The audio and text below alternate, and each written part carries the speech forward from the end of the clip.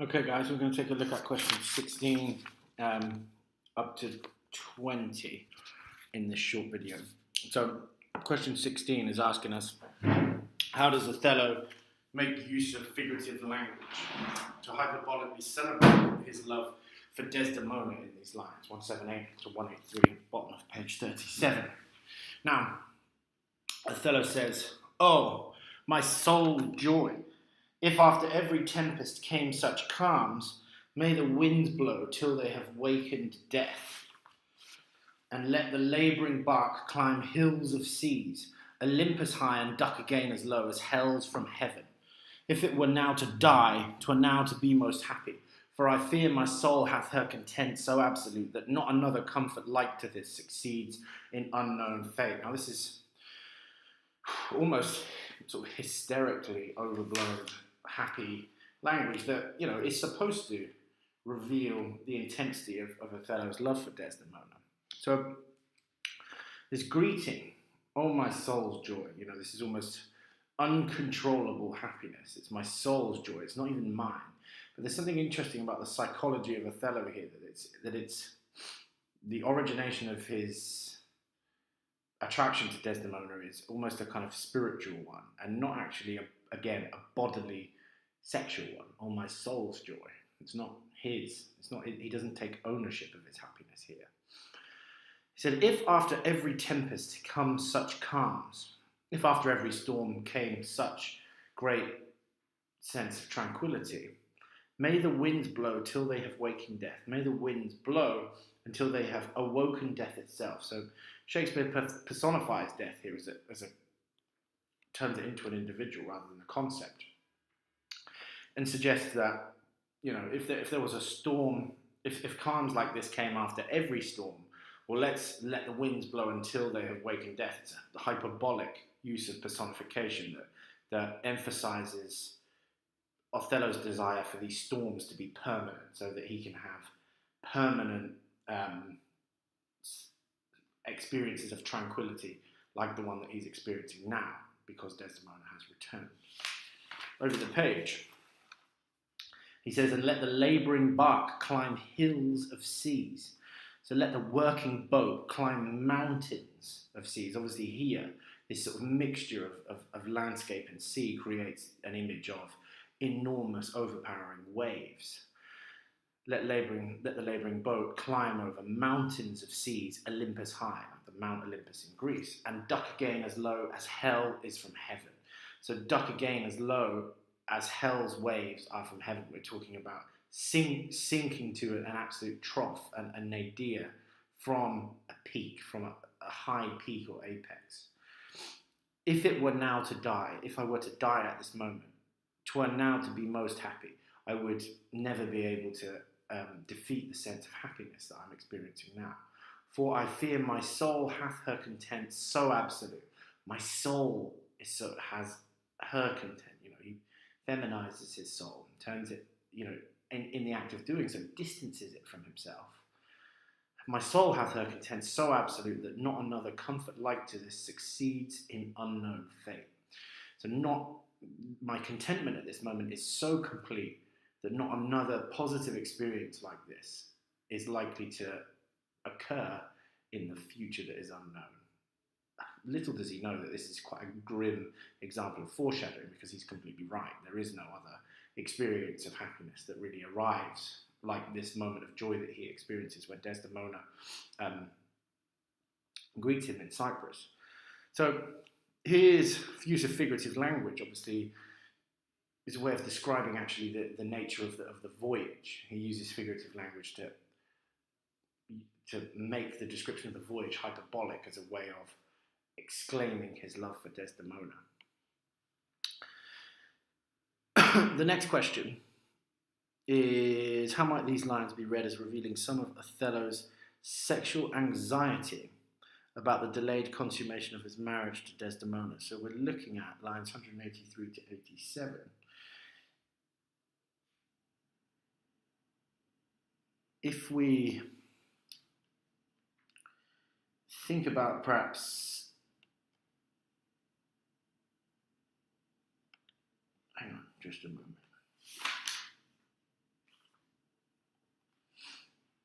sorry, I've overshot the mark here. These are the lines that we're talking about with this question. If it were now to die, 'twere now to be most happy. For I fear my soul hath her content so absolute. An important feature of this is the implications of this phrase. If it were now to die, 'twere to be now to be most happy.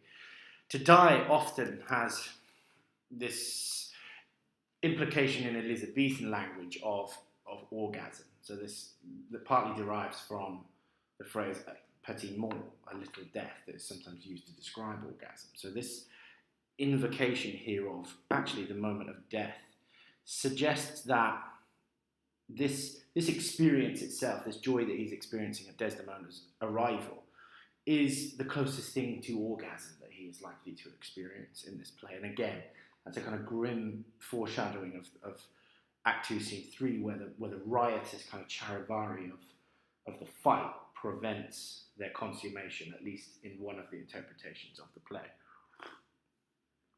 Now,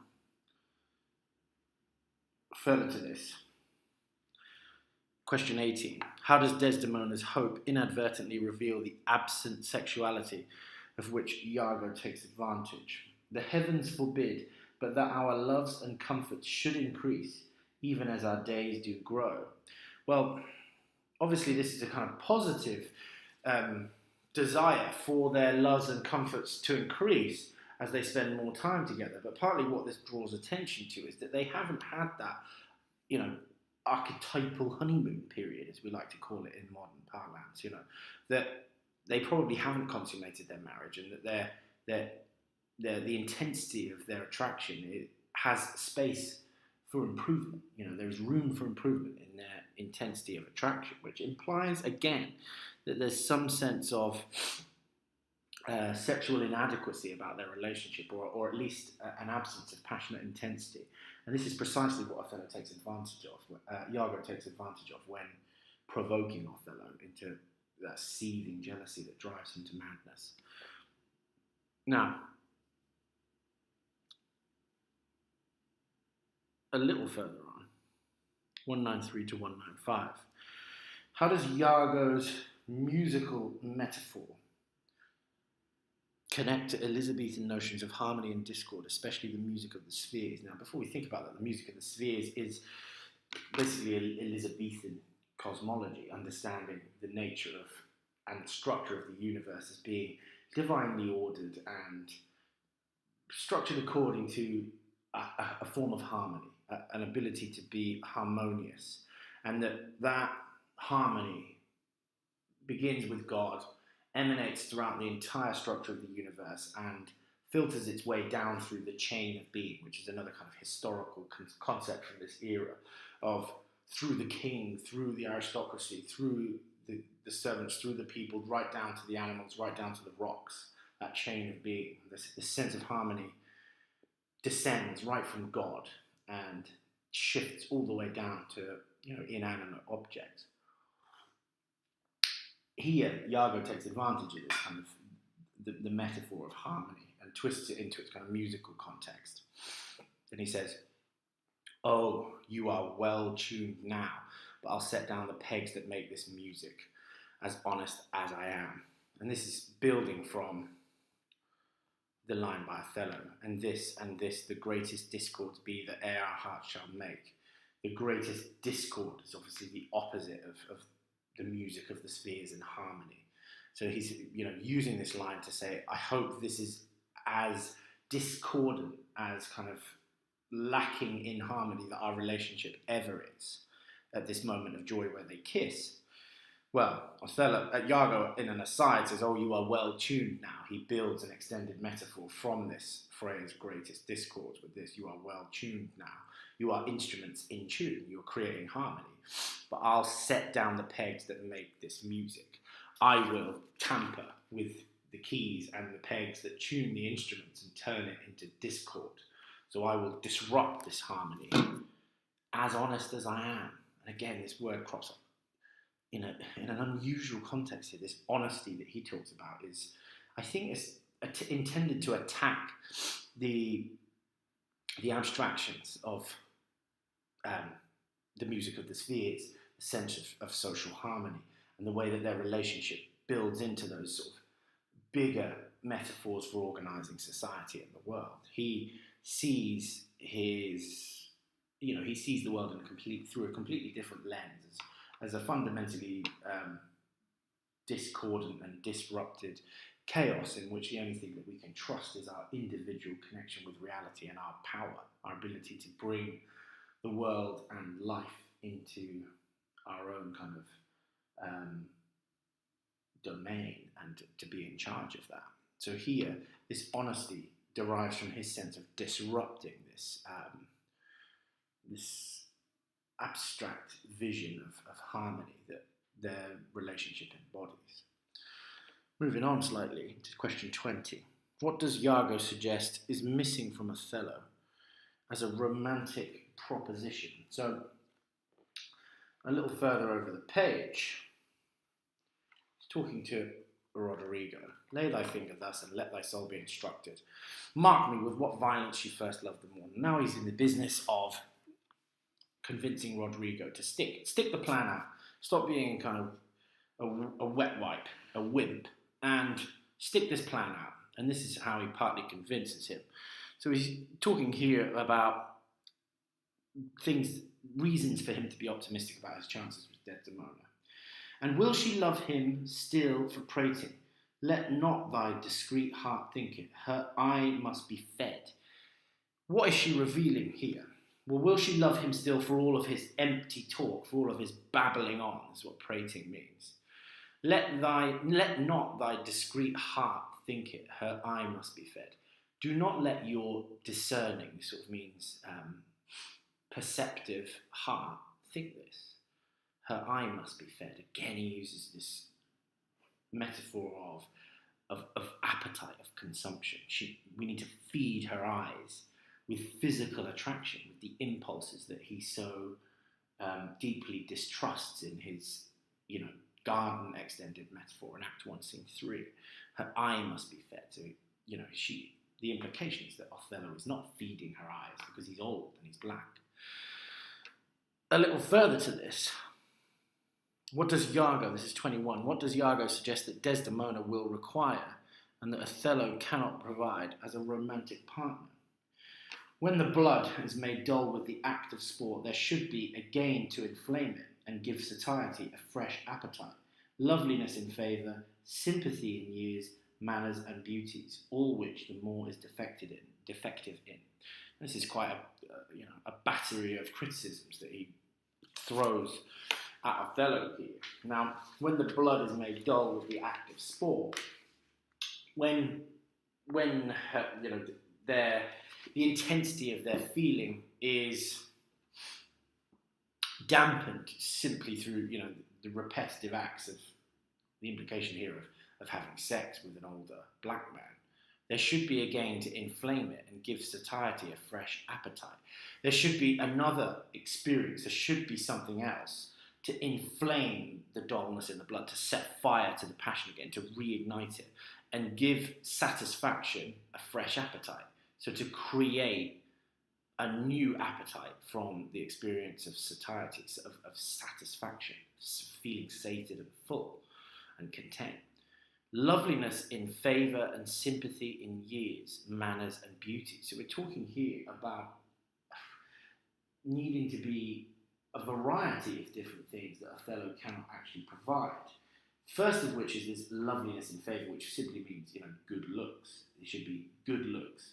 They should be matching in age, sympathy in years, manners and beauties in their age, in their habits and their appearances.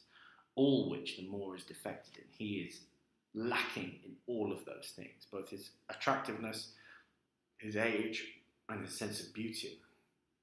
So there's quite a catalogue there of limitations. Now, 22. How does his implication here reveal the extreme nature of racial hostility that Othello is likely to have experienced? 225 to 227. So we're looking at these lines here. Now for one of these required conveniences, her delicate tenderness, will find itself abused, begin to heave the gorge, disrelish, and abhor the more.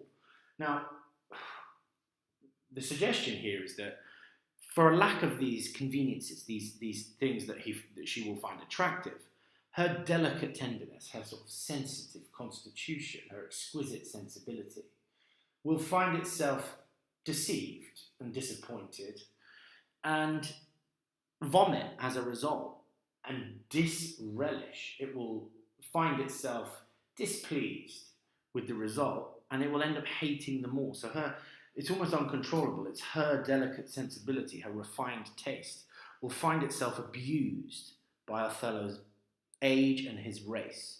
And it will cause her to vomit. So this sense of disgust that he draws upon to make sense of, and to encourage Rodrigo to pursue his supposed suit of Desdemona, is based on this awful racism that suggests that Othello is vomit-inducing because he is a racial other and because he's old.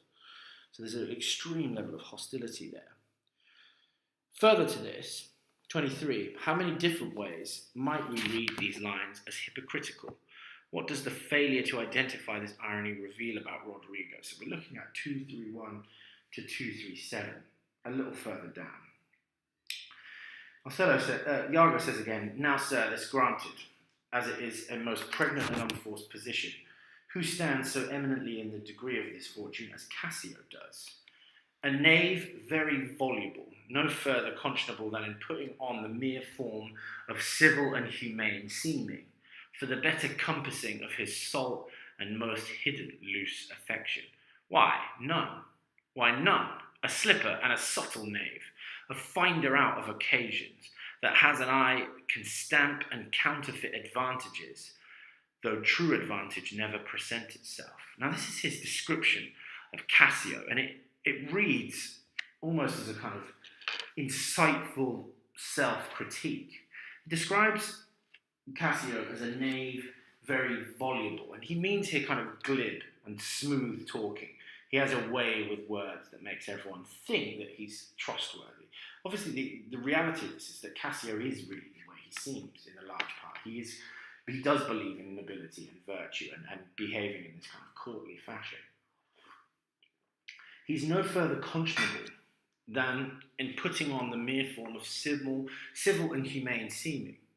So he thinks nothing, his conscience really extends only to outward appearances and the manners of this and not the morals. So there's this falsity in his behaviour that Iago is locating, that he is putting on the mere form of civil and humane seeming. He is very good at displaying the rituals of being civilized.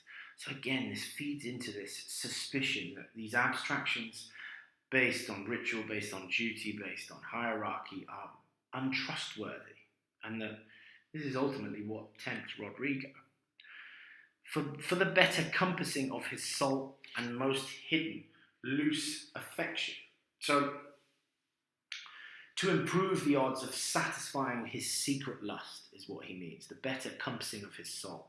To improve the odds of him satisfying the most hidden loose affection that he experiences. So, here, think of the irony in these lines, that this is an accurate self-critique. This couldn't be more cutting if it tried. The only thing that I'd say that is missing from this is the mere form of civil and humane seeming. Iago very often, particularly with Desdemona at the beginning, doesn't even bother with this. He's quite happy to reveal his misogyny and his sort of soldierliness. Further though, why none? Why none? A slipper and subtle knave, a finder out of occasions. He's slippery and he's an opportunist. Now this is really where we are talking about him. This is a finder out of occasions is Iago. He is the expert manipulator of circumstance, but one that sees opportunity in the unfolding of events. He knows how to not necessarily control everything, but to seize the advantages of the way circumstances unfold to his advantage. And then he has an eye that can stamp and counterfeit advantages, though true advantage never presents itself. So he can fabricate, stamp and counterfeit advantages. We're talking here about, false money. He can basically print his own money. He can stamp and fake advantages, even though none really exist. So he's capable of fabricating his own falsities that allow him to pursue his own ends. This is precisely what Iago is in the act of doing, and will go on to do much more forcefully in Act 2, Scene 3, and Act 3, Scene 3. So the irony here reveals Iago's character and perhaps a level of self-understanding that's almost, the similarities are so striking that it can't be accidental. And the fact that Rodrigo has absolutely no sense of this being actually a description of himself reveals his stupidity. It reveals how completely unaware he is of the personality of the person he is entrusting his fortune to. 24. How does this exchange between Rodrigo and Iago connect to the play's thematic concern with the conflict between cynical realism and idealistic abstraction? So we're looking over the next page. I cannot believe that in her she's full of most blessed condition, blessed fig's end. The wine she drinks is made of grapes. Now, this reminds us of something, remember. Virtue, a fig. Virtue is nothing more than the sexual organs. It's nothing more than lust. Blessed fig's end. This Desdemona woman is not so special. She's not full of most blessed condition. She's not divinely virtuous. Here, Iago immediately degenerates that sense of virtue that is one of these abstract constructions that he is so cynical about, by degenerating it specifically into a sexual context. The wine she drinks is made of grapes. She is not, Jesus. This is supposed to disclaim religious ideas of transcendence. So that Iago here is insisting that wine is never transformed into Christ's blood as in the sacrament. And Desdemona is only human. And the implication here is that she's also libidinous. She also has a sexual appetite that is not beyond human. 25. What does this reveal about Iago's interpersonal intelligence? How does this understanding emphasize Iago's malice? 279 to 278. Now, take a little jump over the page. Again, talking to Rodrigo.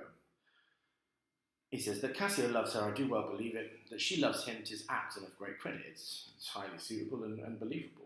The more, howbeit that I endure him not, is of a constant, loving, noble nature, and I dare think he'll prove to Desdemona a most dear husband. Now, this is entirely true. Even though I dislike him, even though I endure him not, is of a constant, he is of a stable, loving, and noble nature.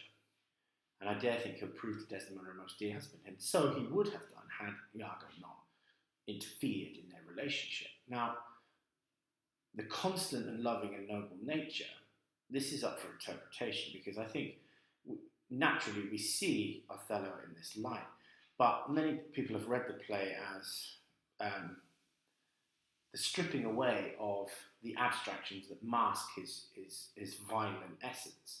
I think those readings of it tend to be fairly racist, because they want to see his barbarity at the end of the play as being bound up in some way with his basically non-white, non-European identity, and that it's akin to seeing people, racial others, as barbarians. And this loving and noble nature, I think, is very rarely in dispute, even if it is sort of forcefully imposed upon himself out of a kind of intellectual commitment to virtue and abstractions of that nature. Its integrity is still intact until Iago interferes with it. So he does seem to deeply understand Othello in these lines. And that, in some ways, is more haunting. That this interpersonal intelligence, he gets how other people operate, he understands their personalities, is precisely what allows him to be such a villainous and malicious character. That we have here this trait that is deemed to be so valuable in creating civilization and creating stable conditions of human affairs. And here, Shakespeare is revealing to us what happens when that intelligence is unmoored, or the anchor to morality is removed from that talent. That talent and that intelligence is no longer pegged to an abstract sense of morality that derives ultimately from spirituality.